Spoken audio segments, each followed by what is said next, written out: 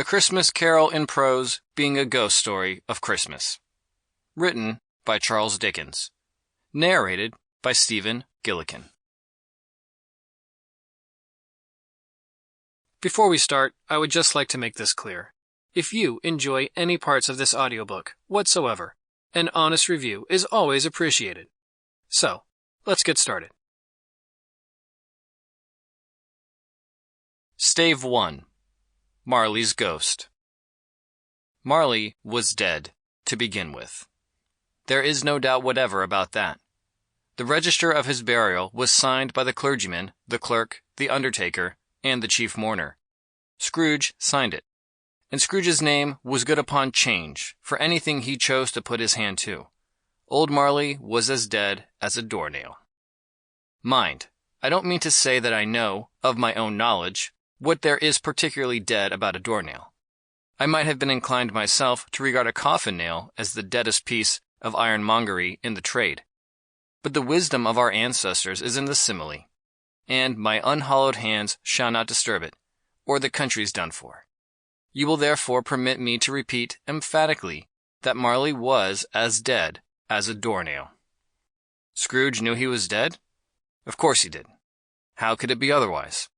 Scrooge and he were partners for I don't know how many years. Scrooge was his sole executor, his sole administrator, his sole assign, his sole residuary legatee, his sole friend, and sole mourner. And even Scrooge was not so dreadfully cut up by the sad event, but that he was an excellent man of business on the very day of the funeral, and solemnized it with an undoubted bargain. The mention of Marley's funeral brings me back to the point I started from. There is no doubt that Marley was dead. This must be distinctly understood, or nothing wonderful can come of the story I am going to relate. If we were not perfectly convinced that Hamlet's father died before the play began, there would be nothing more remarkable in his taking a stroll at night, in an easterly wind, upon his own ramparts, than there would be in any other middle-aged gentleman rashly turning out after dark in a breezy spot, say St. Paul's churchyard for instance, literally to astonish his son's weak mind. Scrooge never painted out old Marley's name. There it stood, years afterwards, above the warehouse door, Scrooge and Marley. The firm was known as Scrooge and Marley. Sometimes people new to the business called Scrooge, and sometimes Marley. But he answered to both names. It was all the same to him. Oh, but he was a tight-fisted hand at the grindstone, Scrooge. A squeezing, wrenching, grasping, scraping, clutching, covetous old sinner. Hard and sharp as flint, from which no steel has ever struck out generous fire. Secret and self-contained, and solitary as an oyster. The cold within him froze his own features, nipped his pointed nose, shriveled his cheek, stiffened his gait, made his eyes red, his thin lips blue, and spoke out shrewdly in his grating voice. A frosty rime was on his head, and on his eyebrows, and on his wiry chin. He carried his own low temperature always about with him.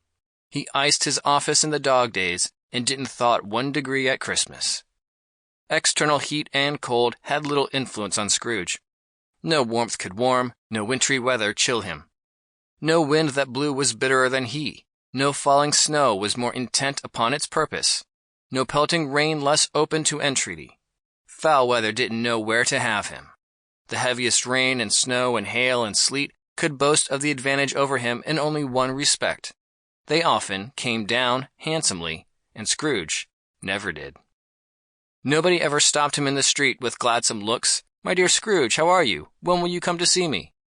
No beggars implored him to bestow a trifle. No children asked him what it was o'clock. No man or woman ever once in all his life inquired the way to such and such a place of Scrooge. Even the blind men's dogs appeared to know him, and when they saw him coming on, would tug their owners into doorways and up courts, and then would wag their tails as though they said, "No eye at all is better than an evil eye, dark master." But what did Scrooge care?